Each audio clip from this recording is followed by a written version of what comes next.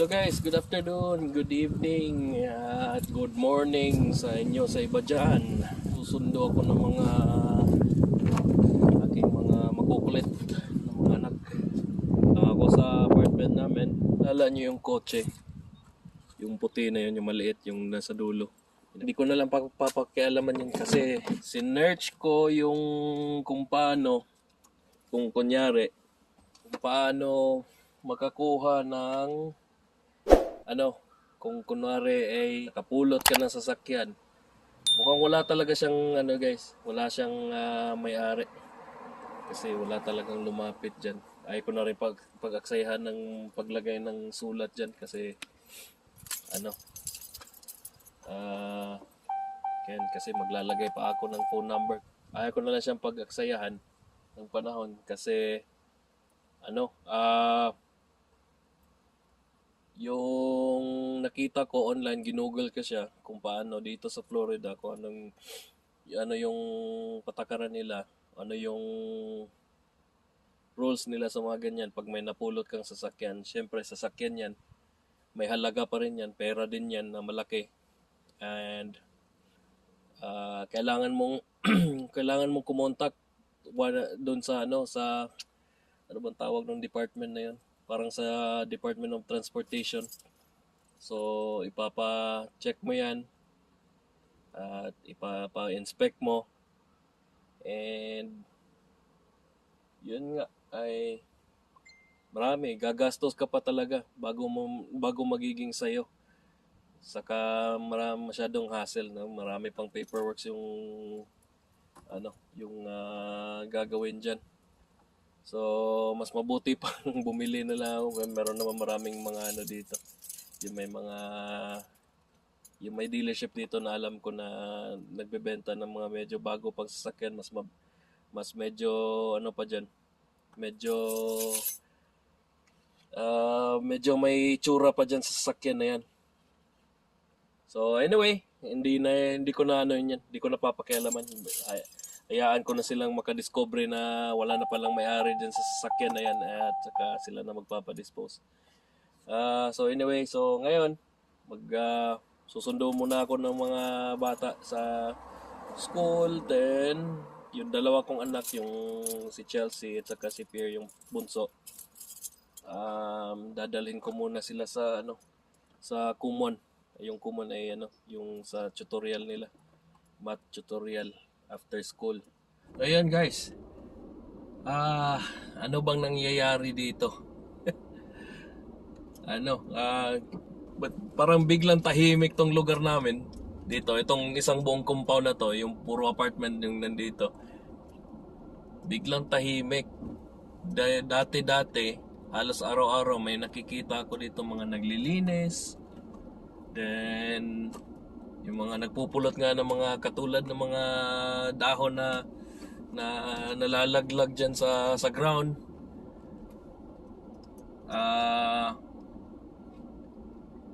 Ayun. Tapos mga nagpuputol ng mga puno. May yung mga puno na na naka nasa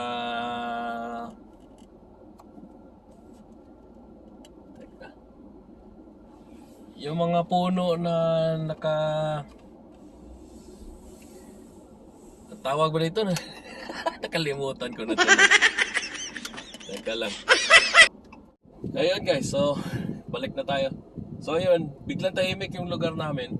Halos araw-araw dati meron akong nakikitang mga naglilinis. Tapos yun nga, nagpupulot ng mga dahon na nalalaglag. Tapos nagpuputol ng mga puno na yung mga sanga ng puno na tumatama na doon sa mga bintana at sa mga sa rooftop ng building. Nakikita ko din dati, tapos nagtitrim ng mga halaman, nagugupit ng mga halaman. Katulad nito dito, parang itong namin, ito yung sa harap ng apartment. Hindi ko na lang ipakita, describe ko na lang kung ano yung itsura. Dati, malinis na malinis yan, tapos tinatamnan ng mga bulaklak. ngayon, ano na siya ngayon, parang tinutubuan na siya ng mga ano, yung mga damo-damo. Tapos parang hindi na na-maintain yung mga halaman. So ayun, dati marami sila diyan. Yun nga nang nagsimula yung ano, yung nagsimula nga itong umupo to si Donald Trump. Ayun nga, marami sila dyan dati na ano, actually yung mga Meksikano na yun or yung mga Spanish na mga taga South America, yung iba, marami sila dyan na nagtatrabaho doon sa isang ano, company. So yung company nila, contractor sila. Yung company nila, kinukontrata nila yung apartment natin kung saan kami nakatira ngayon, na sila yung mag-maintain nung apartment, yung sa labas ng apartment. So yun, ngayon parang bihira ko na lang sila nakikita, parang once a week ko na lang sila nakikita nagpupunta doon. Meron pa rin ako nakikita ang mga doon, yung mga workers nila. Pero dalawa, tatlo na lang. Marami na yung tatlo, pero bihira lang yung tatlo. Ngayon, kadalasan dalawa lang nakikita ko. Tapos meron silang kasamang mga puti, mga local dito. Yun siguro, epekto yun ng pinapatupad ni Donald Trump. Kung may nagsasabi nung iba sa kanila na nagtatago daw. Yung iba, yun napadeport na nga daw yung iba. Pero yung iba nagtatago lang daw. Ayun, so wala tayong masisisi kung sino may kasalanan doon. Para sa akin naman, wala naman akong problema doon sa mga taong yun. Kasi mababait naman sila. Ayan, pag napadaan ka sa harap nila, papansinin ka talaga nila at nag-greet sila sa'yo. Oh, good morning, good afternoon, tapos good evening, kasi minsan hanggang evening sila dyan, nandyan sila nagtatrabaho. Yan din ang isang maganda sa kanila kasi masisipag din sila. So, ayun, wala tayong magawa. Kasi, yun nga, it is what it is. Rules is rules. Yan, pinapatupad nga ni Donald Trump dito sa US. Kung gusto mong tumira dito, magkaroon ka ng papel legally na tumira ka dito, hindi yung illegally nagko-cross ka ng border, tapos yun nga, napunta ka dito tapos magtatrabaho ka. Kasi parang para sa kanya parang unfair yung ginagawa ng mga illegal immigrants. So yun nga, biglang tahimik nga yung lugar namin. Walang nag-iingay. Kasi katulad dati nga, maingay kasi yung mga ginagamit nila, yung mga chainsaw, tapos yung mga blower. Yan nga, kasi halos araw-araw sila nandyan, nag-maintain ng paligid. So, yan, wala tayong magawa dyan. Sinasabi ko lang kasi wala akong problema, wala akong reklamo kahit nino man. Sinasabi ko lang talaga yung kung ano yung epekto nung nung pinapatupad nga ni Donald Trump dito sa Amerika ngayon. Pati doon sa mga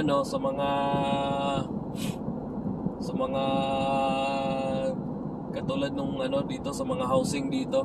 Ayan, nagbi-build sila ng mga na gumagawa ng housing projects, yung mga builders dati, ay taranta, kadalasan dito dati yung mabilis silang nakakagawa ng bahay kasi marami sila, tulong-tulungan sila at mabilis silang tawagin.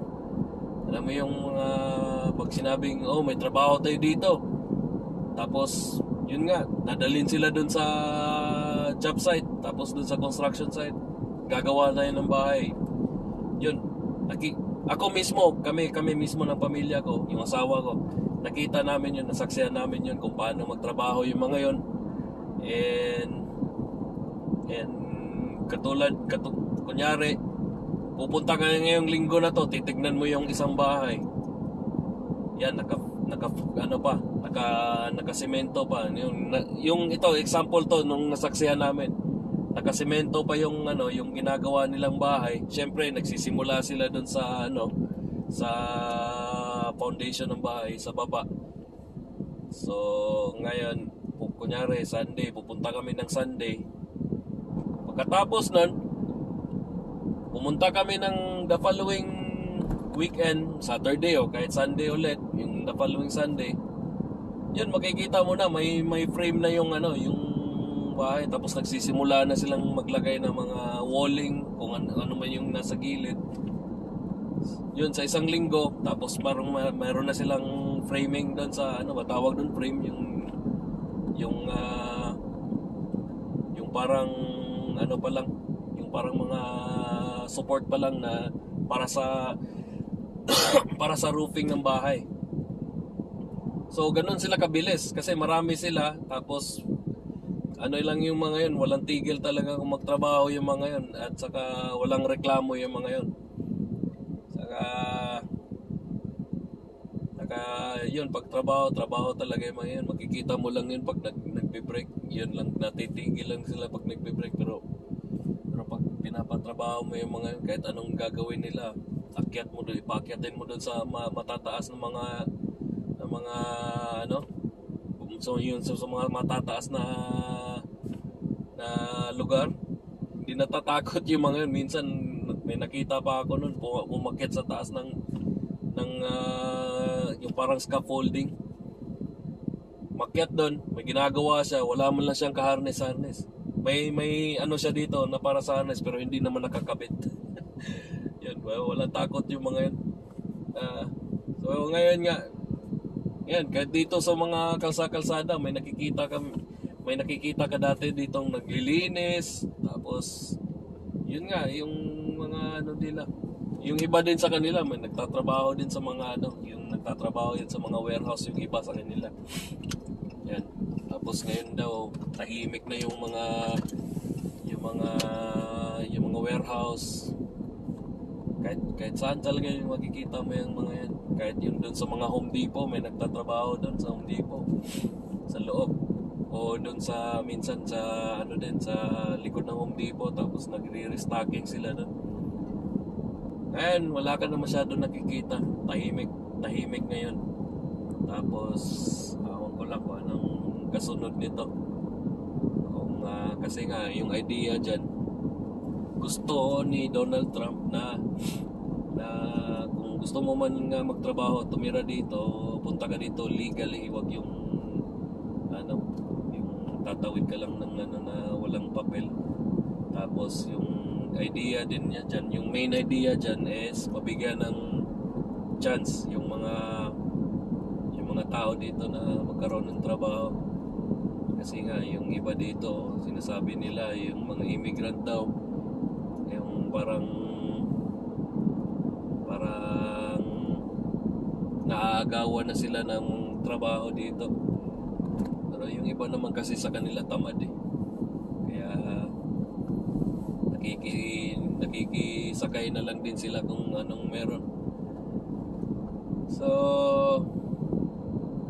wala akong problema kahit ni naman. Yung sa mga taong yun, wala akong problema talaga. Nakakapanibago lang kasi biglang katahimikan dito sa kalsada, kahit saan man sila nakikita usually.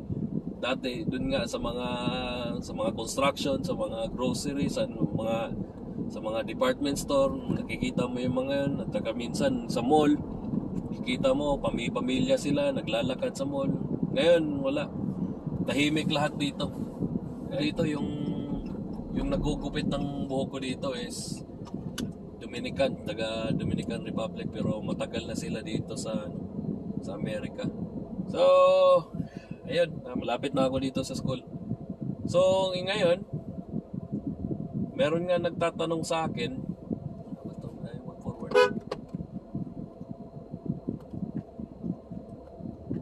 meron nga nakapagtanong sa akin kung katulad ng mga yung mga previous vlogs ko. At sinabi ko rin doon sa mga previous vlogs ko na gagawin ko tong content na to, kung anong ginagawa ko dito, mga katanungan lang din na mga na content, mga katanungan. Kasi meron ding mga kakilala ko at saka mga hindi ko kakilala. Yung mga hindi ko kakilala, yung mga yun nga nanonood dito tapos nagko-comment. Nagtataka sila kung anong ginagawa ko dito. Pumunta ako dito, kami ng family ko, tapos hindi ako nagtatrabaho. At ano yung income ko sa lang pa ganito lang na yung misis ko lang yung nagtatrabaho. So actually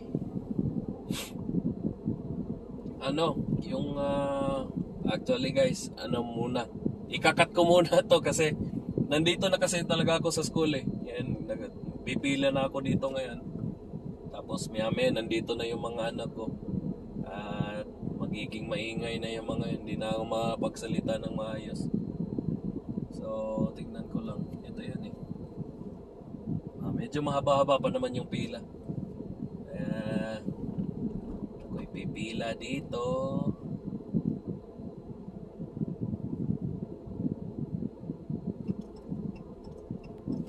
Ayun guys, so yung mga sagot doon sa katanungan na yun, bibilisan ko lang talaga. Kung anong ginagawa ko dito, anong income ko, bakit yung misis ko lang yung nagtatrabaho, ba't hindi ako nagtatrabaho kahit part-time lang. Ito talaga yung status namin dito dito sa Amerika. Pumunta kami dito, naalala ko pa, February 17, 2024, dumating kami dito sa Florida.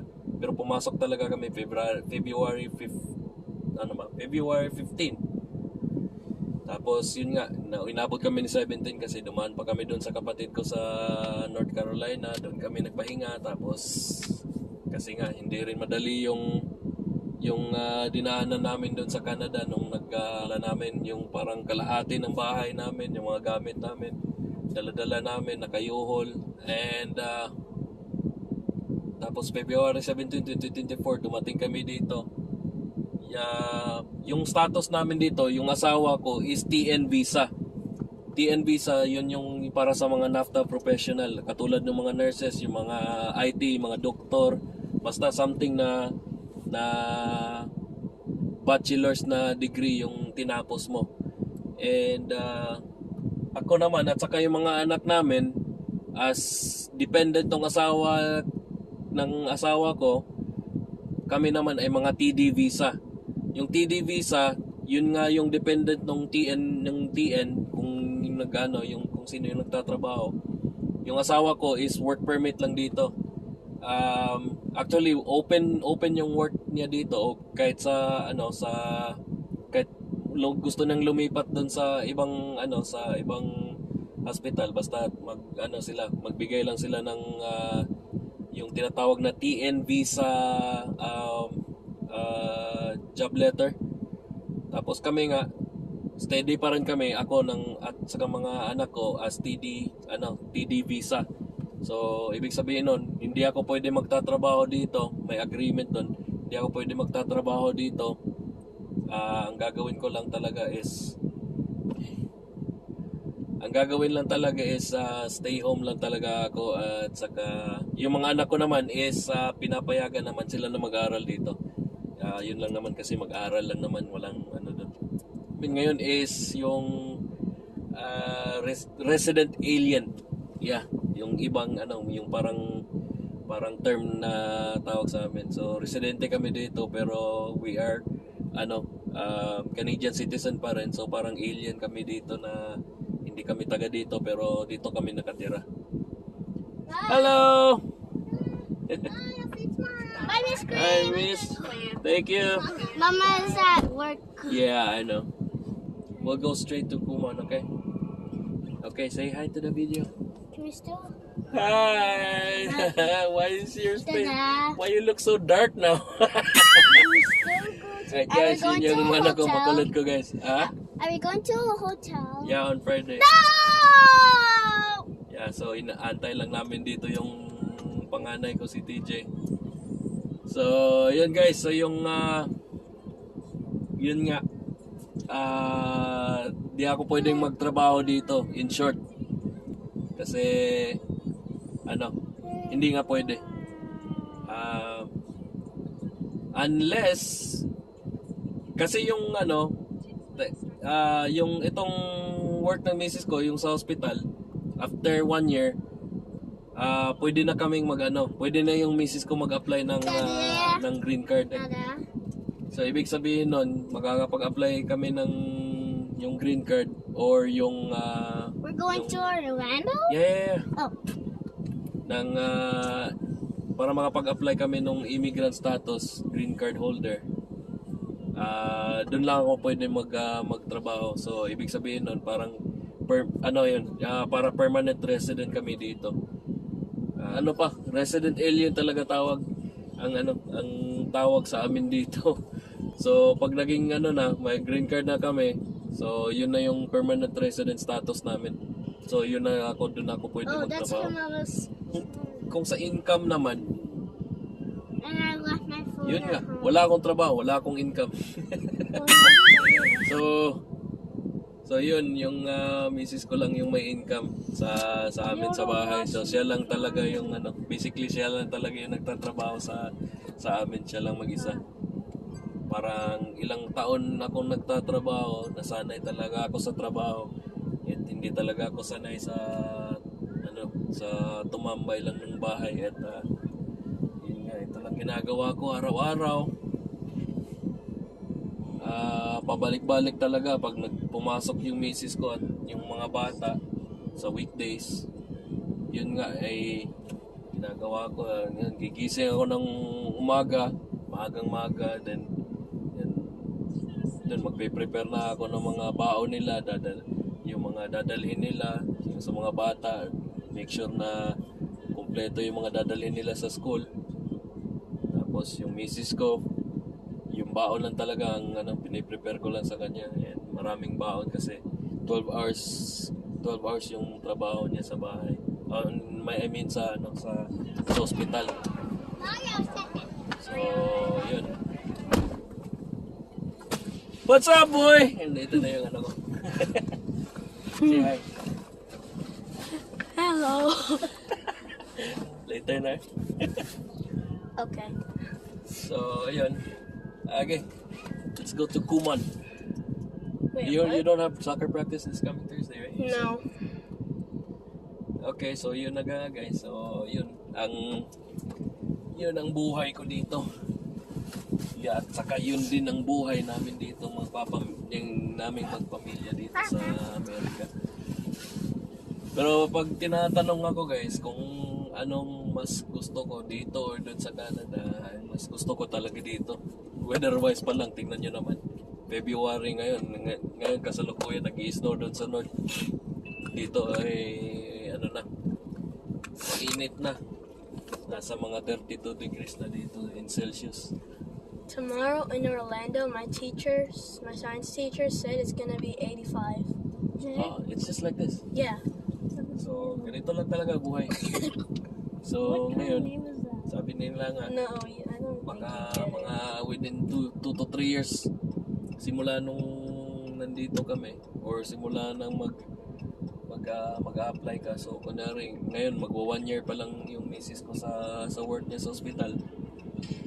So, 2025 na ngayon, 2 years. So, 2027 or 2028. Pero may balak yung misis ko na madaliin niya raw yung process. Magbabayad lang siya ng konting medyo mahal kaysa doon sa regular na bayad. At saka mapapadali lang talaga yung process ng papeles. So hopefully ayun,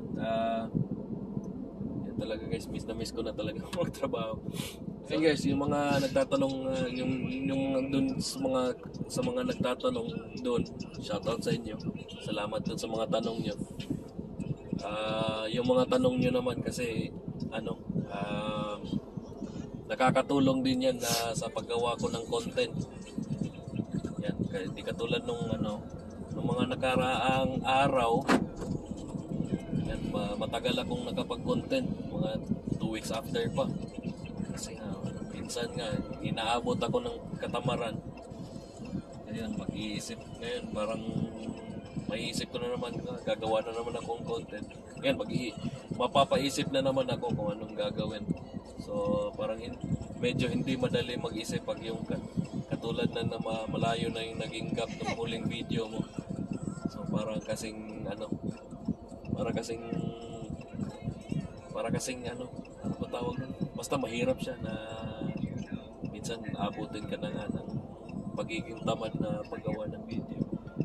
Siguro dito para sa video na to, hanggang dito na lang muna siguro.